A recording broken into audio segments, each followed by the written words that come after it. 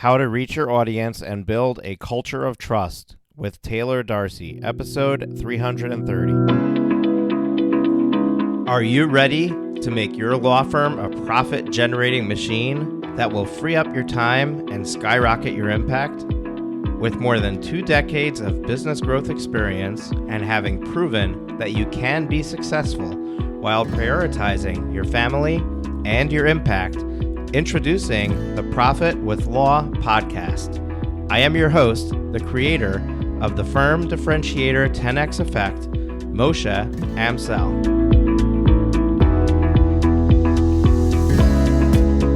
Well, hello and welcome to another amazing guest interview here on the Profit with Law podcast. I'm your host, Moshe Amsel, and today I have another amazing lawyer for you. This is an attorney that I met online. Then we met in, did we meet in person? No, we've never met in person. We didn't meet in person. I don't know why I thought we met in person. I was at Max LawCon recently and I met a lot of people in person. So, I've been having this thing with, thinking that I met somebody and I didn't, because I put a lot of faces to names, but apparently I didn't do a great job of storing it in the database. Anyway, but we recently, I was a guest on his podcast, and it's at the end of that conversation, I was like, okay, we gotta have you on our show. So here we are, recording an episode with Taylor Darcy. Now, Taylor is the chief troublemaker at Think Legal PC. And he's a California licensed attorney, father of 4, almost 5. So he's got 1 on the way.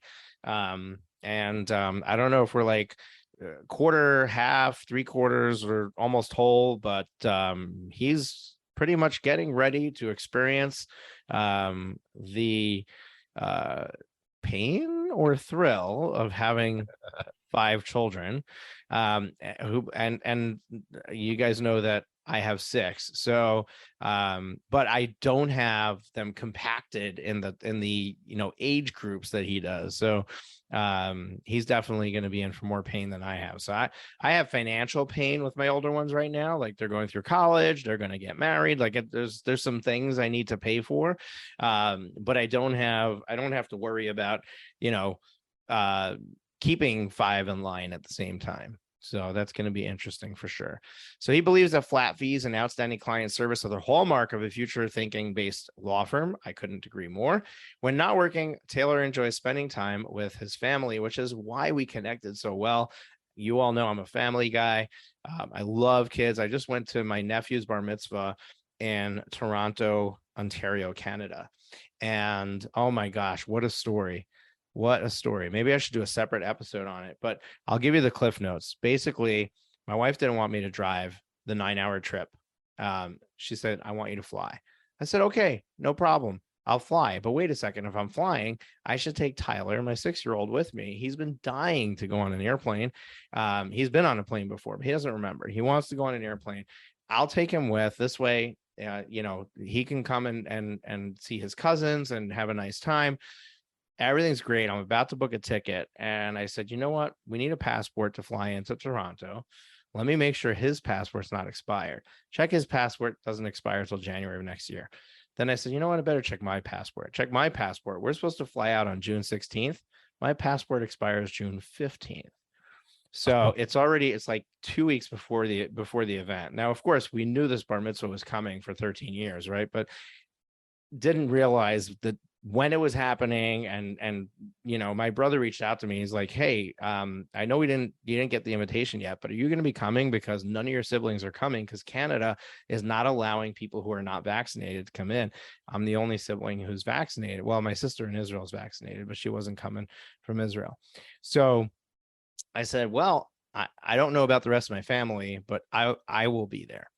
So I go to book this ticket and I realize I can't fly into Toronto. So I'm quickly checking to see, there's like the passport centers have a, and this is going to be like the longest introduction, because I decided to now talk about this story.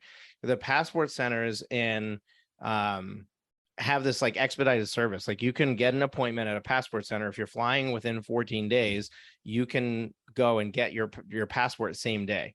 And we had to do that the last time that one of the times we went to Israel. We didn't realize we didn't have passports for everybody, and it was too close to get the passports through the regular way. So we had to wait until 2 weeks before and then go and hope that we were going to get it same day. Well, this time I called the passport center, which the only way to get an appointment is to call them, give them your flight confirmation number, that kind of stuff. Well, I did that and they said, well, none of the passport centers on the East Coast have any openings. And if I want to go, I have to fly out to Colorado from New York to Colorado to go to a passport center that's outside of Denver, like a half-hour drive from Denver. To go get the same day passport. And the only appointment they could give me was like 3 days before I was supposed to leave. And that's insane. So then I found out that there's like these people who for a living, they get these spots at the passport center and then they go for you as a service and they get you a passport expedited. And they charge $575 to expedite the passport. I was like, I'm not paying $575 to be able to get my passport quickly and fly into Toronto. Instead, I go and I go and I look, okay, what are my options? If I drive, how do I get across the border? Well, I can have an enhanced New York driver's license, which will allow me to cross the border by land or by sea. So I look on the New York State DMV website and it says that it takes 2 weeks for them to process an enhanced driver's license. It's 2 weeks and 2 days before I'm supposed to leave. The next day, when I'm doing this, the next day is the day I'm flying out to Max LawCon in St. Louis, Missouri. So I have like this one window at 9 a.m. that I can go to the DMV and get this done. And I look on the website and they're like, it's by appointment only. And they have no appointments the next day. Then I realized that there's AAA locations. And if you're a AAA member, which I happen to be a AAA member, then you can go to AAA and then they have their own appointments and they can process the same transaction. So I make an appointment at the local AAA office for 9 a.m. the next morning. I go in, I make sure I have all the documents I need. I go in there by 9:30, I'm done. I have my temporary enhanced driver's license, which probably was enough to cross the border, but my actual enhanced driver's license comes in the day before I leave. So I had it, we got it. Now I go and I book flights. Now so there's Buffalo and Rochester are the two northern airports right before the border that allows you to enter into Ontario. And then you're about an hour and a half from Toronto or 2 hours from Toronto. So Buffalo is the closest. And then Rochester is another 60 miles away from Buffalo. And I go to book flights to round trip to Buffalo and they're super expensive. And then I realized that it's the way back from Buffalo is actually very inexpensive and it's the way there that's expensive. So then I look at tickets to Rochester and they're significantly cheaper. So then I look at one-way rentals from Rochester to Buffalo. So this way on the way there, I fly into Buffalo, rent a car, drive to Toronto.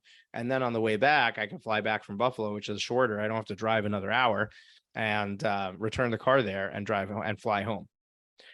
And sure enough, tickets were within reason, and I was able to book those flights and book the car rental, and everything is all set. Like this wacky plan of getting to this bar mitzvah and back by plane is in motion.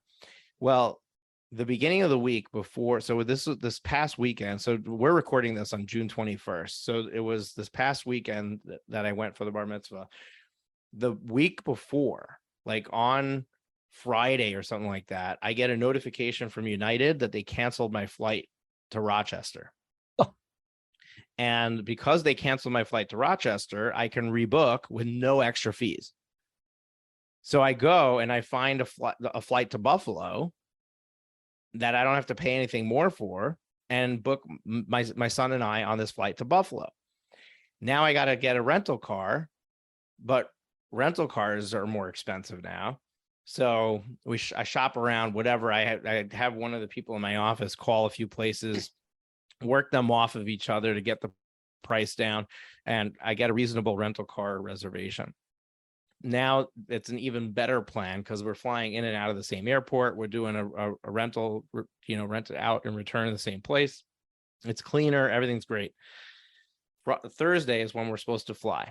Thursday morning, My daughter has her kindergarten orientation. I'm at the kindergarten orientation and I get a text message. Due to weather, there was, I guess, thunderstorms that were coming through the East Coast. Due to weather, your flight to Buffalo has been canceled. This is the day we're flying. And I'm like, all right, I know the drill, because everybody on this flight is getting canceled. So they're all going to be needing to rebook their tickets.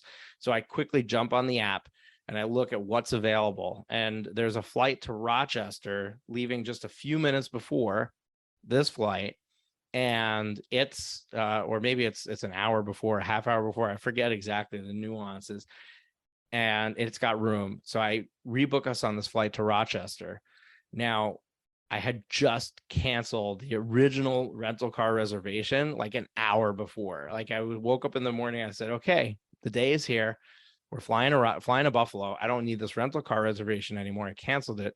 That was the stupidest thing, because you don't pay for rental car reservations. I could have left it and never, didn't do anything. Now I'm flying into the wrong airport. I don't have a car. And I started looking at Uber, Lyft, and it's almost $200 to get from one airport to the next. So that's a whole thing. I don't need to go into the details of that to navigate that. But anyway, I get my son picked up from school early. I quickly throw the bags in the car, get him loaded up in the car, because now we're racing time to get to the airport in time.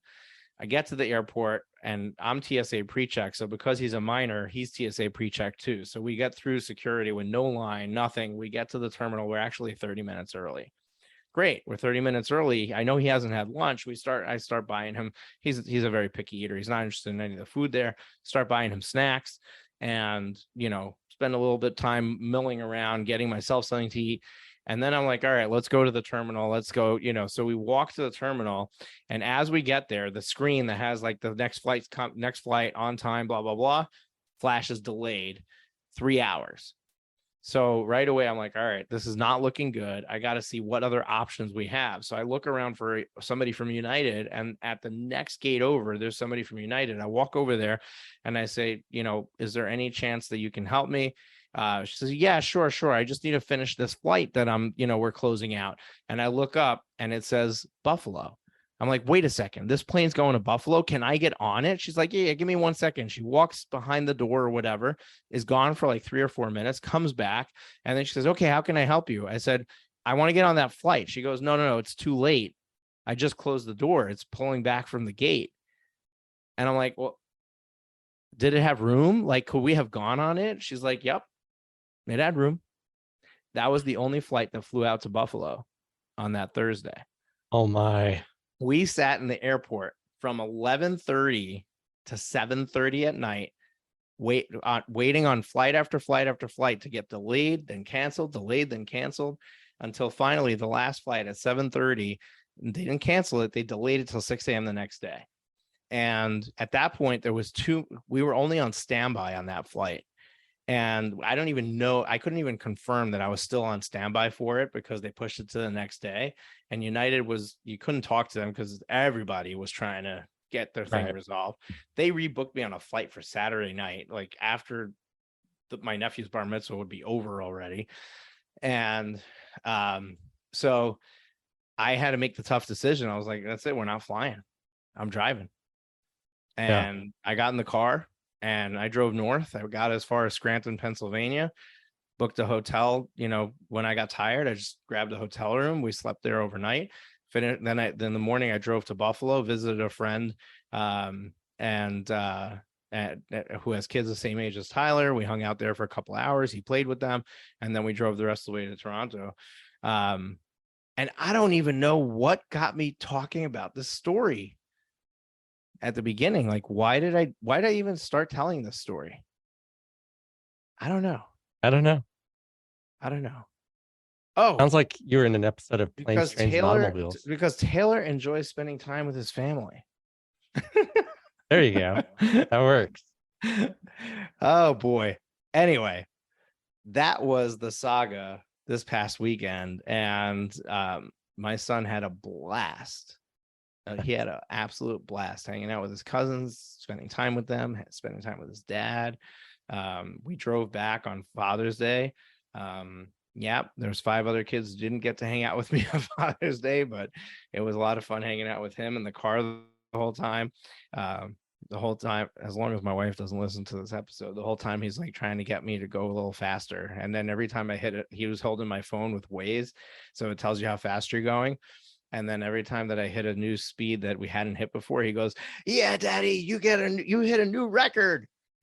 It's like a video game he was playing in the back with us driving. That's But funny. anyway, so Taylor is, I mean, just there's so much that we had in common after the first time that we met. Like he's a technophobe, and I'm not even that much of a technophobe, but I did spend 20 years in IT, and I do have a whole setup on my podcasting station and everything. And we were comparing notes with that. He's got a brand new mixer that's coming in that's really exciting.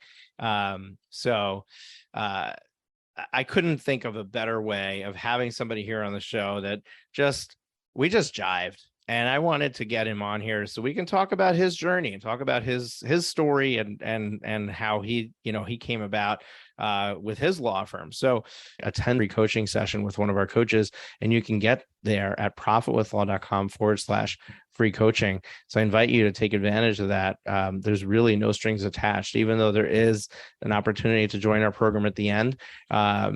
There's no pressure. There's no obligation. We're not a high pressure sales team. If it's for you, great. If not, also great. So take advantage of that free coaching session and go to profitwithlaw.com/free coaching. Taylor, I'm just going to bring you right on and say, welcome to the show. Thanks. Glad. Happy to be here. That's like the longest intro ever.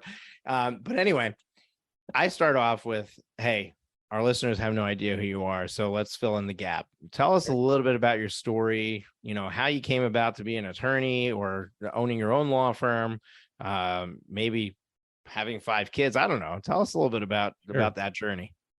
So I grew up, my parents were serial entrepreneurs. They had lots of different, everything from Avon. My dad did vinyl and leather repair and carpet cleaning and construction and just all these different things. And so I know like what entrepreneurs go through intimately, right? Like I'm not just on the, thinking, oh, the entrepreneurial life is amazing and there's no downside to it. Like I lived through the ups and downs of being an entrepreneur.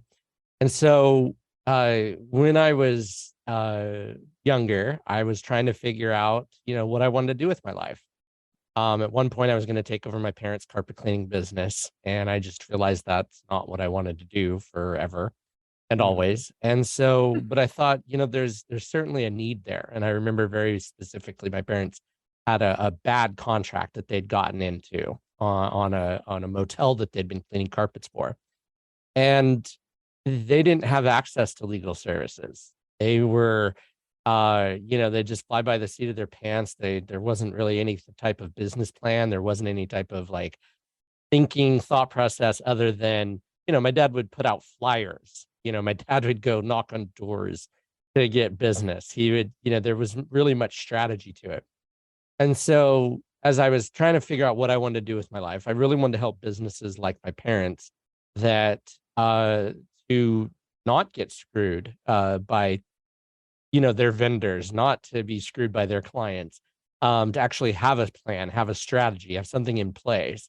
And so I went and I after my undergrad, which was in criminology, I got an MBA in financial management. And then on top of that, I really wanted to be an attorney.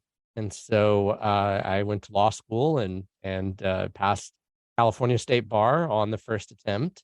And I help. That's who I help. I help small businesses, and prevent legal catastrophes, ideally. So that's kind of how I came to be.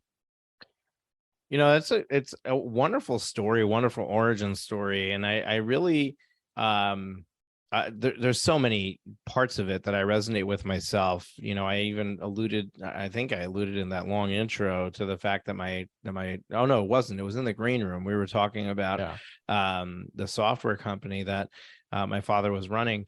So my father was I call him a serial solopreneur because Yeah. he never wanted to hire anybody else. Like he always was doing it himself. And it was like, how much could one person produce is what it was like I guess his challenge that he was trying to figure out. Now he's had his longest running gig. He's a Microsoft Access software developer. Okay. And it's a niche because Access is a dying breed, but basically Access is the front end. It's also a back end, but it could be placed in front of Microsoft SQL. It's a front end for custom databases. Right. And he works these gigs, which he finds through, staffing companies and stuff like that. But he works these gigs at these major Fortune 500 companies like L'Oreal and Pepsi and stuff like that, where there's a division or a department that has a specific need that is not worth IT's time to develop for them. And then, they bring somebody like him in to develop it, or to take an existing Access database and make it usable because somebody before him didn't know what they were doing. So he's been doing that for a long time now. But he did, we had a flower shop out of our house. We had a gold refinery in our basement. We had a closeout, thing where he was buying board games and fax machines and things like that and reselling them to stores to sell. So we had the gamut of things go through my house, we were the child slave labor for all those businesses. He never hired staff, but he had us, right? Right. And I shouldn't say never, right? He did, like, for the flower delivery business, he had us delivering flowers on Friday afternoons to the local neighborhood. We would walk around the neighborhood with a cart, and deliver these flowers. He had basically like a subscription service for the people in the neighborhood, and they would pay monthly and get flowers delivered every Friday. Nice. So ultimately he branched outside of our neighborhood, and then he hired a driver because we couldn't drive. We were too young. And so he did hire somebody at some point to do the driving. Interestingly, I'm a paramedic. One of the medics that I work with used to be the driver for my father's flower business. So a very interesting full circle moment there. Yeah. But anyway, I only share this because there's so much commonality between our journeys. Now, where our commonality stops is I started working straight out of high school and didn't go back to college until I was an adult with children, who then watched me go through it. And I went for my undergrad and subsequently my MBA. I did not get the JD, but I did get as far as the MBA with you. Right. So great journey, great story. I really love it. Here's my question for you. And this is the first thing that comes to mind. Is if sometimes when you have an altruistic, like, okay, this is who I'm serving, right?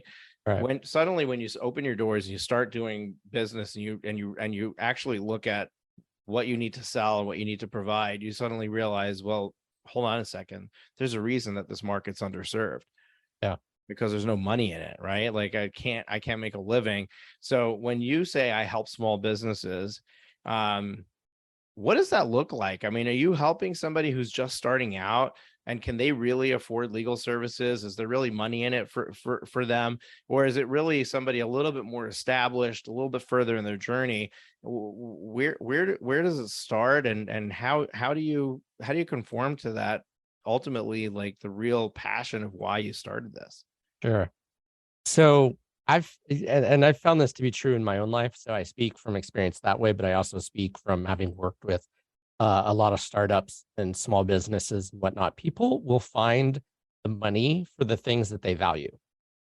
And so if you want people to pay for your services, they have to see that the value is there, right? Like so the idea being that, and the transposition of that, I should say, the translation, I should say, is that if people want to really invest in their business, they'll do it, right? Like if they look at it and go, I'd rather have an attorney do this, then they'll spend the money. It's never actually about the money. It's about their own perceived investment into it. And I've also seen that there's a correlation between the amount of money that they invest in their business with the longevity of their business. In fact, on our podcast, we talked about how easy it is to get into business these days, right? Like for $100, you can do a lot. Right. And the problem with that is easy come, easy go, right? Like if you only invest $100 into starting a business, then that's all it's worth to you.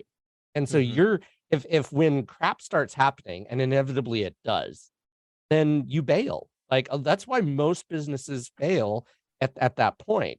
Is it's not that the business idea was bad, it's that they're not invested enough in it. And I don't necessarily mean monetarily. I mean like mentally. Yeah. Most of they're still stuck in an employee mindset. And so what ends up happening is they're making decisions like an employee and not like a business owner. And so what that is what I do is so much more than just the money that they're spending on my services. I'm helping them transition from being an employee to being a business owner. And that means investing money, right? Like you have two things, time and money. That's it. Like legit, like there's nothing else that you can really invest in your business, time or money. And if you're not willing to invest the time, then you're more likely than not going to invest the money either, right? You're just going to play it real easy, real soft. I'm not going to actually, hire legal counsel. And the same thing goes. I'm not going to do business planning. I'm just going to kind of wing it and hope for the best. Or I'm not going to invest in a relationship with a CPA because it's easy, right? Like if I won't have spent the money, so I don't have to worry about it when it fails, right? Like I don't have anything really invested in it. I'm just kind of putting my toe in the water. And that's the biggest reason why most businesses fail. The ones that are the most successful are the ones that go all in, right? Like the ones that spend the money on the legal, spend the money on the accounting, spend the money and do things right the first time, rather than I'm just going to kind of wing it and hope for the best. So Yeah. for me, it's not just like people will find the money. Like it's not even it isn't even about the money. Like for them, it's about the mindset that shifts when, oh man, I'm spending a lot of money on this. But at the same time, people think attorneys are going to be expensive. And if you show up charging them little to nothing, then they're not going to believe you're good, number one. And number two, it doesn't help them because they're not invested, right? Like if you try to go to the race to the bottom of, oh, let's see how much LegalZoom does it. Well, you're not LegalZoom, right? Like you're not, like, don't act like it. You're an attorney. People pay because you're an attorney. Don't act like you're LegalZoom. That's not the niche that you're going to be in. And people that are going to hire LegalZoom, I correct more problems that happen from LegalZoom because they don't do it right, or if they do it kind of, they just kind of do it. Like it's not very good. And so like that's a major source of my income actually, is when people say, oh, but I had LegalZoom. And I'm like, sorry. Cha-ching. Yeah, because you made a choice to go cheap in the beginning, right? Like, and I get, then maybe you should wait. And if you can't afford to do it right the first time, maybe you should wait till it's a little more convenient when you have the more money to invest. And I don't just mean money either. I mean the investment in your brain, right? The investment in your chief asset. That's yourself as an entrepreneur, as a business owner. So Taylor, I buy into all of this, right? I absolutely agree with you and understand, and I like I see why it's important for somebody to invest in it, invest in themselves. I see why I know why somebody needs legal services. I get it. But usually somebody has to have a pain point big enough to find a problem for it, to find a solution for it, right? And most business owners are not walking around saying, "Oh, my biggest problem right now is I need an attorney and I need, I need legal services," right? So in order for you to get somebody who, in the last 5 minutes, there was a lot of explaining, right? But at the end of it, somebody might actually say, wow, there's something here. I should really check it out. How are you getting in front of your target market to explain this, right? Like there's a certain level of education required to get somebody to the point where they believe this is something that I need. So what are you doing for that? How are you getting in front of them, and how are you spreading the word? How are they finding out about you and recognizing that this is something that they actually absolutely must look at and potentially invest some significant money into? So like anything I can do to build someone's know, like, and trust in me, right? Like that's people want to do business with people they know, like, and trust. That's just it. Mm-hmm. It's a pretty easy formula when you break it down like that. Like people want to do business with that. So anything like, for instance, Google reviews, right? Like Google wants to promote businesses that have more reviews. And so a lot of my leads come from referrals that visit my website, that go to my Google Maps, that will find me because I have the most reviews in my area of the type of attorney that I do. My next closest one had like 5, right? Mm-hmm. So who are you going to hire? Are you going to hire the one with 38 reviews or 40 reviews or whatever number of reviews? Or are you going to hire the person with 5 reviews? And so Mm-hmm. people will call me because of that. And that's a big chunk of how they find me is Google, honestly. Right. I've had mixed success with local service ads and other types of things. But I think the biggest part is, and I also have a YouTube channel, right? Like I established some authority via YouTube so that people, and my podcast, I established authority that way so that people can find me in a non-salesy sort of way, right? People don't like being sold to, but they like getting the product that you're offering, right? Like Right. they want to feel like that you have their best interest at heart. And so I get calls from the YouTube videos I do, from the podcast that I do. Not, and that's not my intent. My intent is not to get people to call me because of those things.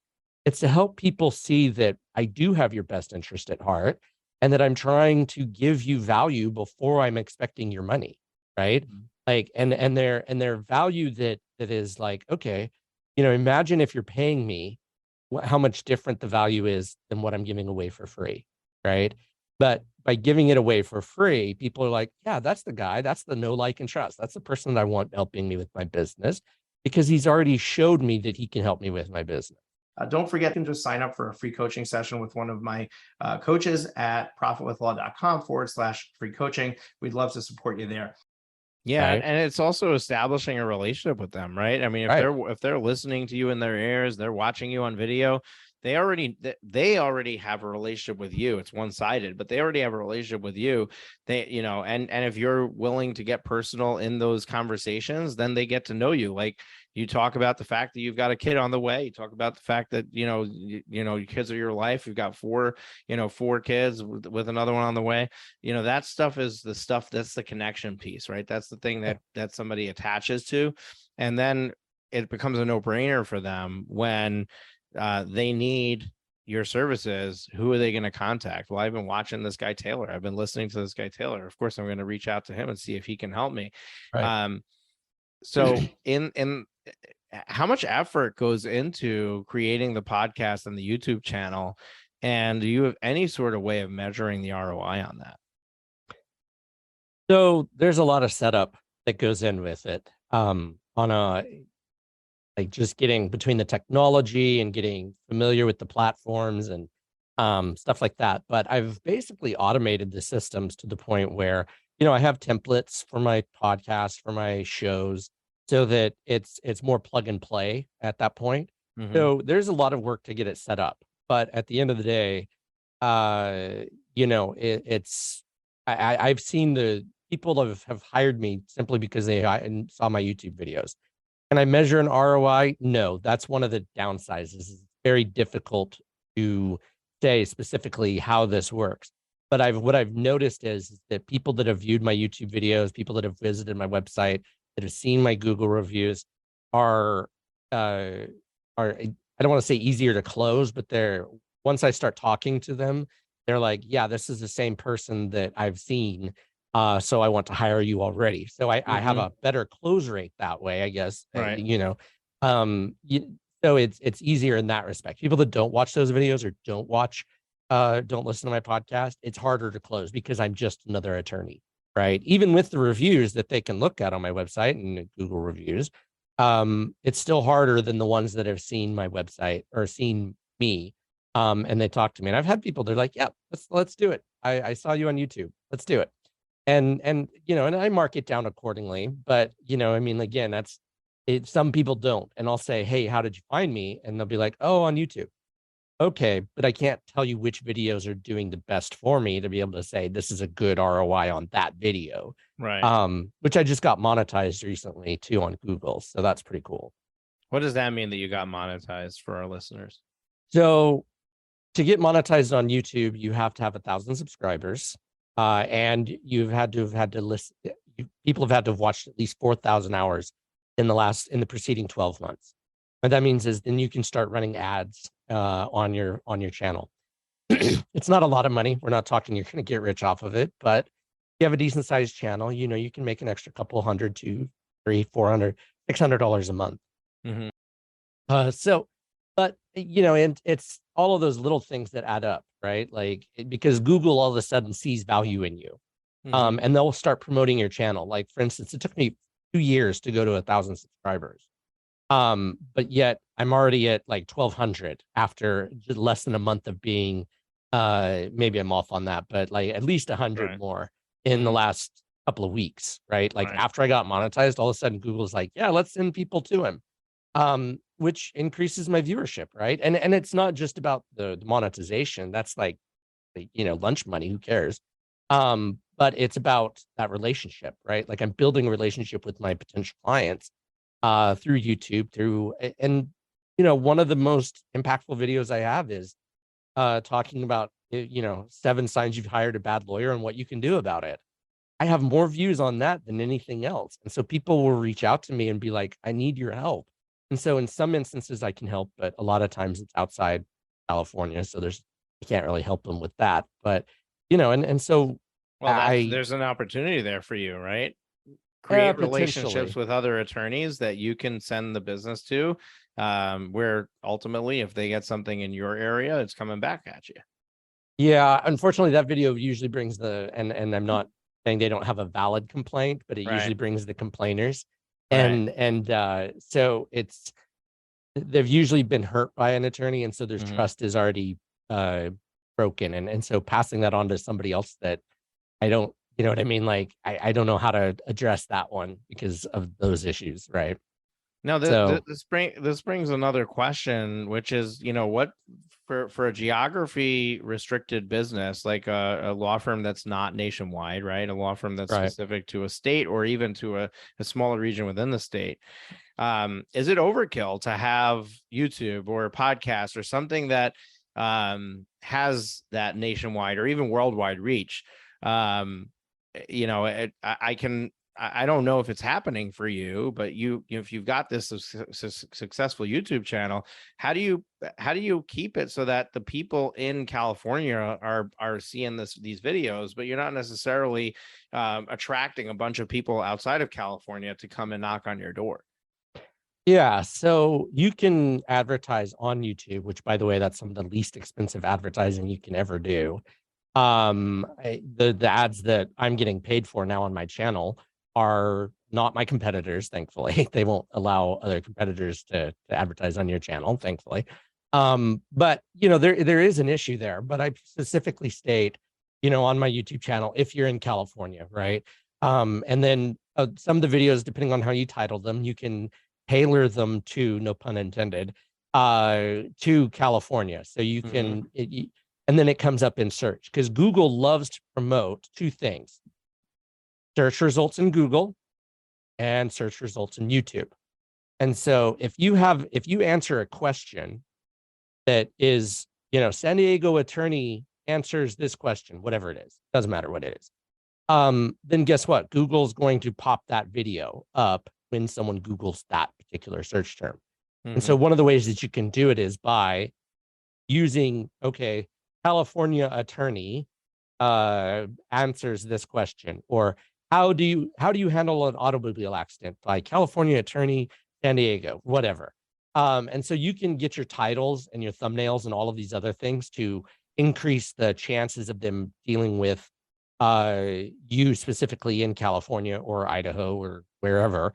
And then you can, like I said, use Google Ads specifically targeted to the state of California or the area of San Diego. So there's a lot of targeting that you can do in an ad perspective. For organic, you have to tailor your videos to what's unique to your area.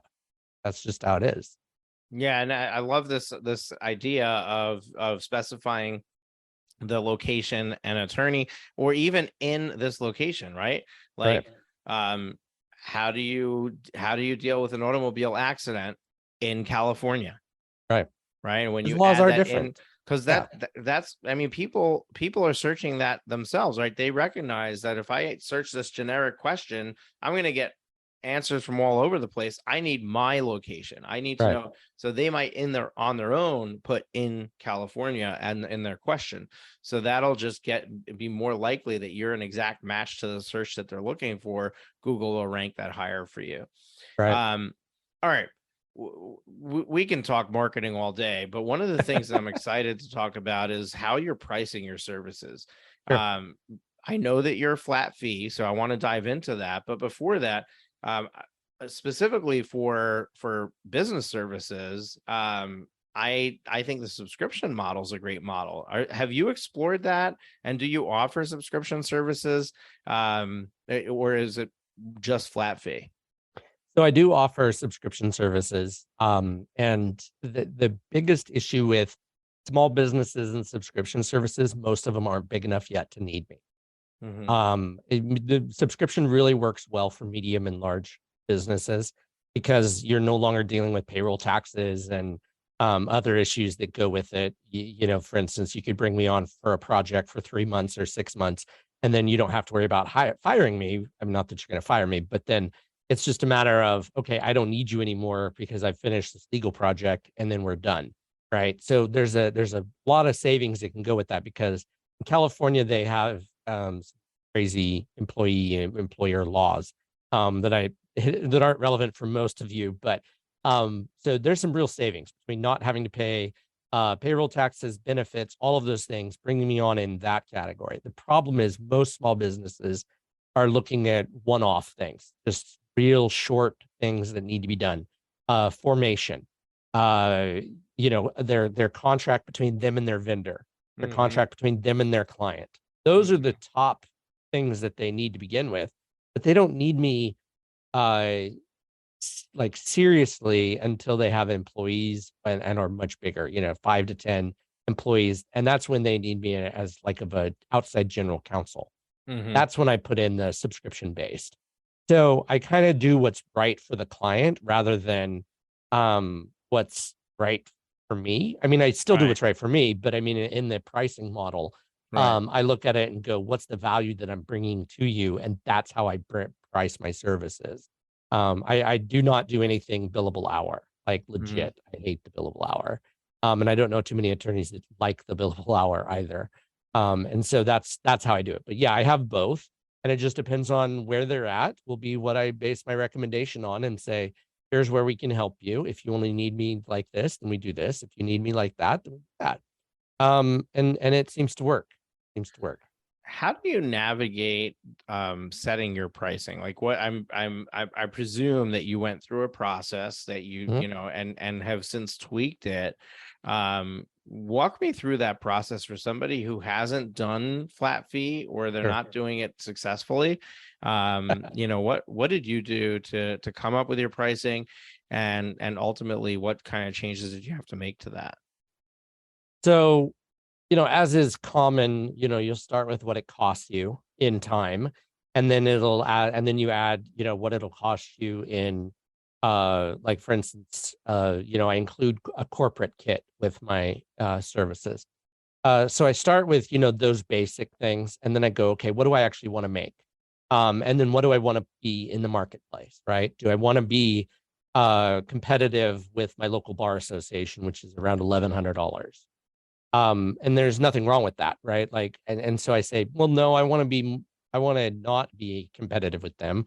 I want to be higher than them because they are referring to people that maybe I don't want to work with. I've found that money is a great weeder, right? Like you're weeding out just tire kickers because you can say your price and they self-eliminate. No matter how much value you show them, they're not going to hire you. It doesn't matter what the price is. You could be $1 and they'd still think that's too expensive. That's just Right. their mindset. That's their scarcity mindset. And so what I'm looking for is the people that are interested in me because of the value that I provide, which is something that I convey to them. I like when I'm talking to someone about a business formation, I say, okay, I do all the work for you, right?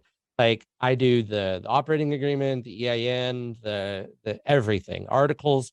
So all you have to do is sit back, relax, let me do the work. So it's easiest for you so that it's going to be done. It's going to be done right. And it's going to be done fast, right? Like I Mm-hmm. can make those things. I can't guarantee the Secretary of State, but I can guarantee that I will do my work as quickly as possible. And Right. so I've found that when you can give that personal touch to it, and when I print my documents and I send them to the people, I send them into a nice corporate kit, and everybody loves it. So they're feeling the value. And I spend the time, I take the time to get to know my clients. And so they're not no one has ever complained about my price. They complain before they hire me, but they don't Right. complain once they've hired me because I show them the value time and time and time again. For instance, I use a what's called a communicate portal through Smokeball. It's my practice management software. Not trying to, pump them, but Right. I'm very communicative with my client, which, by the way, was one of the number one complaints on my video that has like 26,000 views on it. Right. The people that are complaining are saying, I'm not hearing from my attorney. They're not talking to me. That's their complaint. Not that they did a bad job or Right. that what they're doing is bad. It's that I don't know what's going on with my case, and I'm scared. I'm worried. I'm sad. So one of the things that I focus on is my communication, following up with my clients, making sure they feel heard, they feel like that they're getting their value for their money. And so that's how I price my model is the value relative to what they're getting. So for instance, I had a client that there was a $150,000 claim against him. It was an employment case. Um, and the value to them was like, how can I negotiate the settlement down to a reasonable amount? Well, Right. we got them down from the $149,000 to $43,000 through negotiating. So what is that worth to them, right? Like, what is it worth? The peace of mind that goes. And so when I price my thing, yeah, I'm looking at because I do litigation too. I price it based upon okay, what is getting less than $130,000 to you, right? Or 140, I think that was 149. And so when I price it, I say, you know, I first of all, I consider, okay, what can I bring to the table? But then what can I get that value to be? And say, if I'm saving you $100,000, that's worth a lot, right? Like that's a good investment in Right. my time, investing in me because I've saved you $100,000. Who wouldn't want to spend $10,000, 13, 15, $20,000 Right. to save 100, right? Yeah, 10,000 is a no-brainer. Right, 20,000, you already start to think the rule of thumb really is 10x, right? Like right, you want to provide 10x of the value. And it's easier when you have a monetary direct correlation like that, where you're like, right, okay, I can save you 100,000. Maybe I can get away with charging 20,000.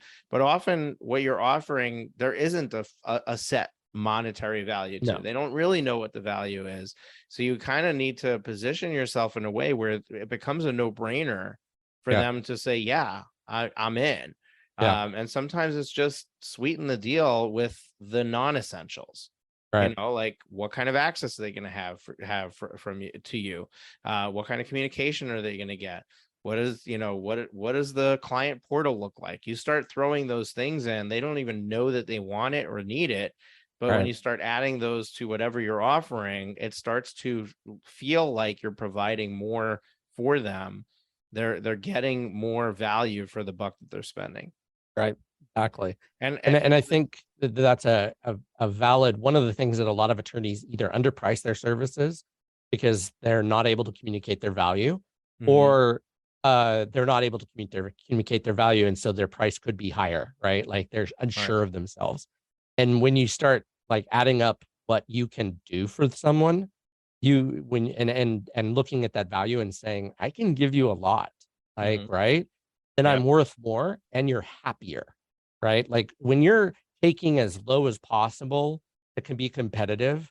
I don't know any attorney that's happy about that, right? Like you work your butt off in law school, you work you work to pass the bar, and you're taking what everybody else is taking. And so there's no real differentiator between you and anybody else, right? Like, I mean, if everybody's charging 250, how do you break out of that pack, Mhm. right? Like, or if everybody's charging whatever number it is, right? Right. Yeah, I Um, understood. yeah, Y- You know what? I tell my clients, and I'm gonna a quick plug for our coaching program here. Um, you mentioned earlier, um, what was my lead into it? Boy, I'm like, this is the end of the day. This is like, so I'm batching interviews today. This is the fifth interview today, and I'm right. like, my brain is fried. Um, but anyway, uh, earlier you were talking about something, and I was like, oh, it's a perfect lead in. I really need to talk about my coaching here. But anyway, oh, you were talking about the no like and trust factor, and I was like, Right. yeah, we're doing a podcast right now for law firm owners. If you're listening to this, then right now you're developing a relationship with me where you're starting to say, hey, maybe this guy has the answers to my problem. Maybe I should Right. check him out. So folks, we offer a free coaching call for you to get those questions answered, to get those problems solved, to start to understand where you're going, what's holding you back or keeping you from being able to get the results that you want. So if you want to take advantage of that, at the end of the call, you'll find out about our coaching program where we help law firm owners with this process. I'm about to share with you one of the things that we do. But you want to make sure to book that call. We only offer a handful of them. Well, that's wrong. It's more than a handful, 2 handfuls of them every month. So you want to make sure that you grab that spot because they're not always available. Go to profitwithlaw.com/free coaching. And you can get access to one of our coaches for, I think it's like 45 minutes. I don't actually know the length of the call, but it's highly impactful. But anyway, what one of the exercises I do with my clients is to constantly play this game of how much can I charge, Yeah. right? And the game goes as follows. It's, first of all, you set your price however you set your price, which we can dive into and talk about. But once you have a price that you're charging and you've successfully sold it, you have to have successfully sold it to take the next step. It's kind of like that's how you complete the level and Right. you're allowed to go to the next level in the game, right? Once you've successfully sold it, you then the next level is that you start to charge a higher price the next sales meeting that you have. Right. And then you have 3 no's before you say, wait a second, maybe I'm not ready to sell this price point. Let me go back and practice the lower price point again. But what Right. happens is that the more that you raise your price, the better you become at selling yourself. Yeah. The more that you start to think about, well, how do I position myself so that I can stand behind this price and be able to boldly sell it, right?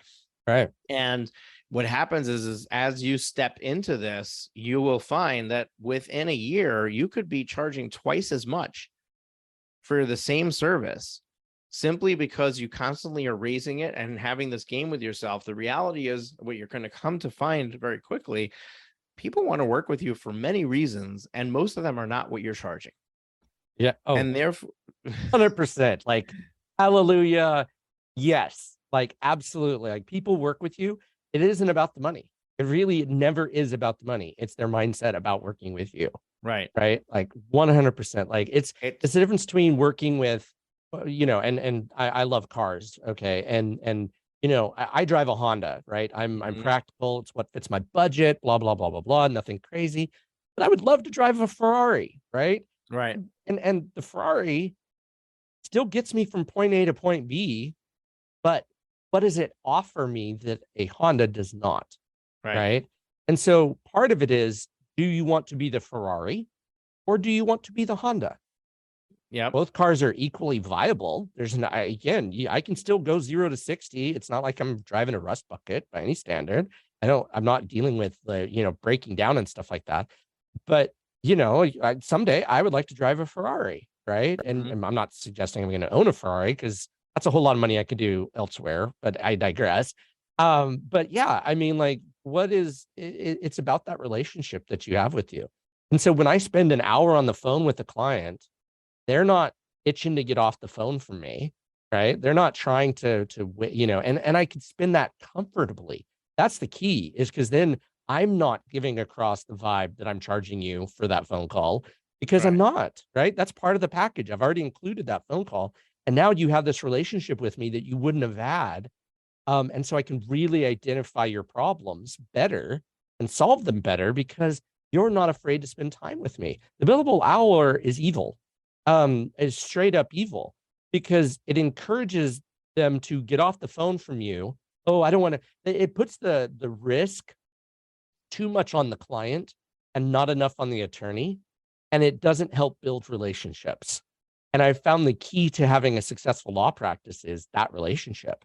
And if you are billing by the hour, you're encouraging them to not talk to you because you're Yeah. charging them every time you talk to them. And that means that your case is going to suffer, your matter, or whatever, is going to suffer because they don't feel comfortable talking to you. It hurts. It hurts your relationship. It hurts your practice to have the billable hour. Absolutely. Because now all of a sudden, what should they be talking to you about?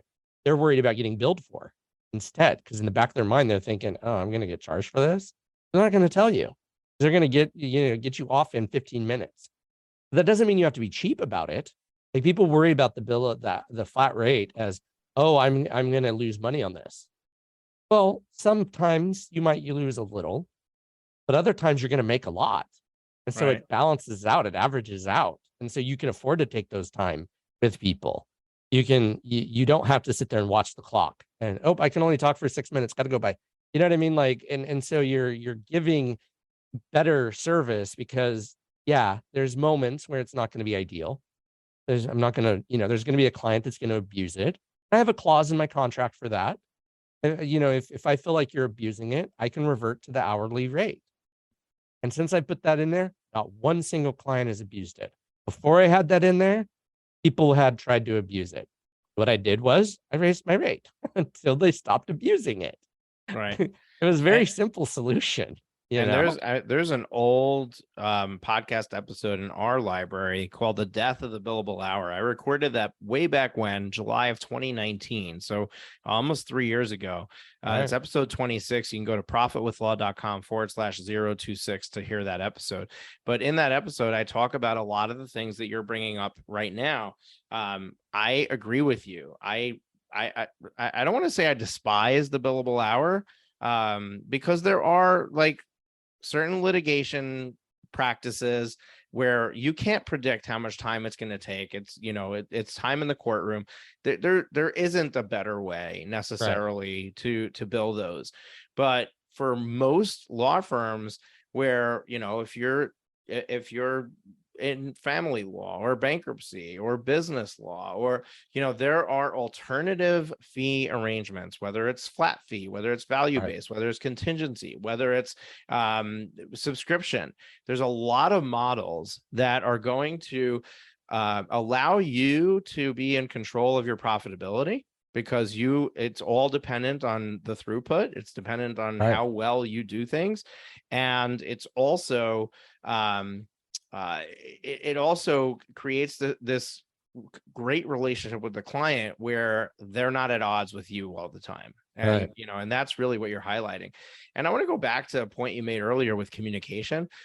Clio, in one of their reports in 2019, so every year Clio releases a study that they do on the law firm industry, specifically the small firm industry. And in 2019, they called 2,000 law firms.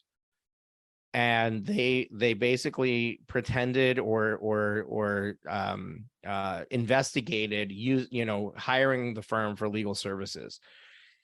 It was astounding, the numbers that they came up with, but essentially it was 66% or something like that, about 2/3 of the 2,000 law firms they contacted either never called back the initial attempt where a voicemail or a message was left, or after the first contact never followed up.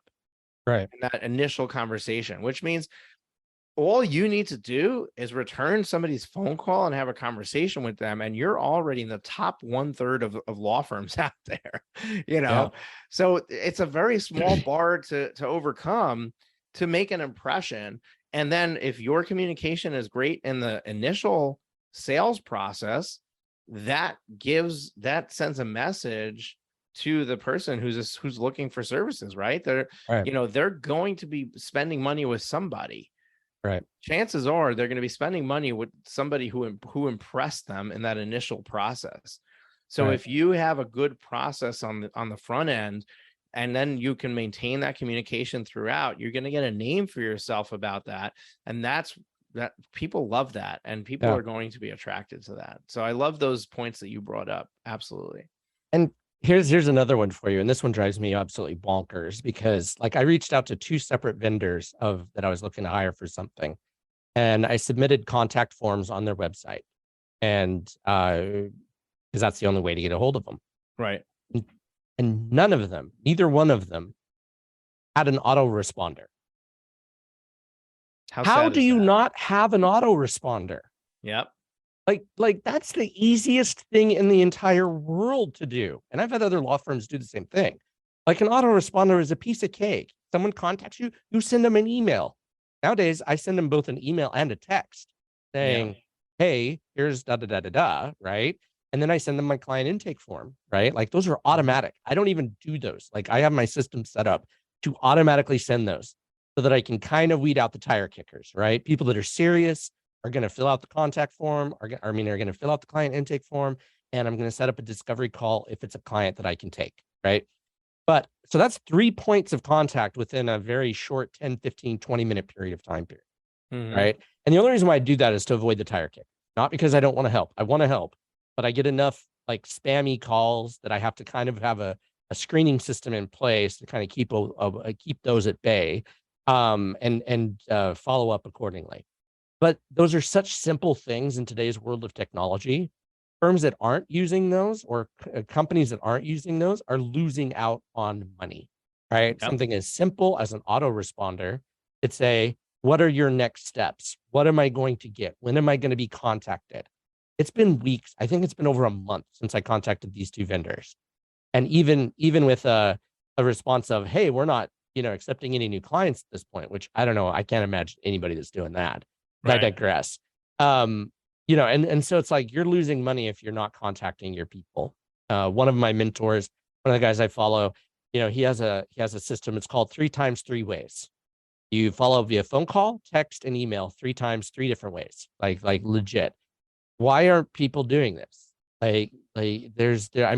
Me, it's tire kickers not having time, which is why I set up the automations to do it for me so that I'm not having to sit there and follow up, especially when I'm busy with my family, right? Like I'm working on something else and, taking time out of my day for a 15-minute phone call that turns into an hour phone call isn't practical, right? But I set up systems to help my inefficiencies or my inability to do that. Because if I could, I would have a full-time person, every phone call that comes in, have them do that.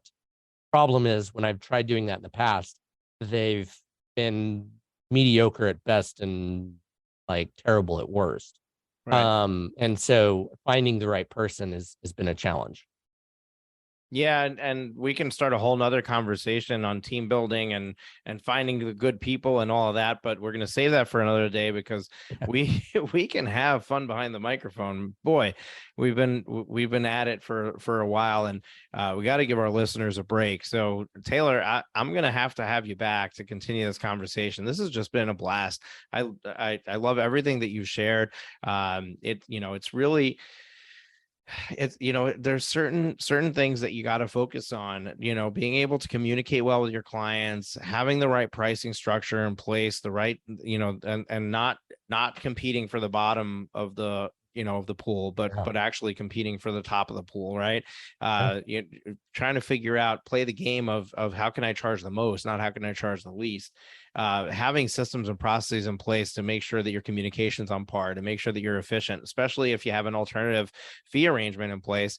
If you're flat fee, there's no excuse to not try to push every single piece of work down to the lowest paid employee possible, right? Like bring in, automate as much as you can, bring in staff that can do the low level stuff. The attorney should only be doing the things the attorney needs to do. And even when you think, okay, I've got it down to where the attorney's only doing that, chances are you still can have your mind broadened. I had that recently with myself. I was in the hospital with my wife and son. He was born early. So basically she had pregnancy complications. We were in the hospital 3 weeks before he was born, and he was born at 32 weeks. He was born 8 weeks early. And during that time, I was the one selling my coaching program. Right. And I had this belief that I had to be the one selling it. And during that time, I had to find another solution, right? It was forced upon me that if I didn't, we're not bringing in any new coaching clients because I'm sitting in the hospital. So I brought in an outside sales team to do the selling for me. And it really opened my eyes to the fact that not only could they do it, but they did a better job than I was doing selling it. They did a better job in the follow-up. They did a better job on closing the sale. It was better, and I didn't have to do it anymore. And and what that made me realize is that no matter how much we get off our plate, there's still more that can come off our plate. And it's part of the growth process, right? Because as we get those things off of our plate, we now are able to elevate what we do. And now there's new things that could come off our plate, right? So it's this constant journey of getting the best, getting us to the best place possible for what, for what we can do, and increasing the throughput and all of that. So really good stuff. This has just been a blast. This is like the thing I love doing most, standing behind the microphone and bringing people like Taylor to you, where he's got a set of experiences that, I mean, I don't have that. You don't have that. He's bringing that to the table, and we just have a ton of guests lined up for you. I'm batching the entire summer right now. I'm not going to be doing any recording during the summer. And I know that there's some great content coming your way. So make sure to hit the subscribe button in your podcast player so you get notified when we release a new episode, which is every single week. And take advantage of that free coaching call that we have available to you, profitwithlaw.com/free coaching. Taylor, before I sign off, one lasting piece of advice for our listeners, and then how do they get in touch with you if they want to support you, send business your way, ask you questions, any of that stuff? Sure. My best piece of advice is be patient with yourself and with others. Things take longer than you'd hope and cost more than you. Those have gotten me a long way in life. As far as getting a hold of me, thinklegalpc.com. Or I'm everywhere, Think Legal PC. So if you Google that, you'll find me, whether it's Instagram, YouTube, but contact at thinklegalpc.com will also get me. I'd be happy to help and work with anybody that has questions.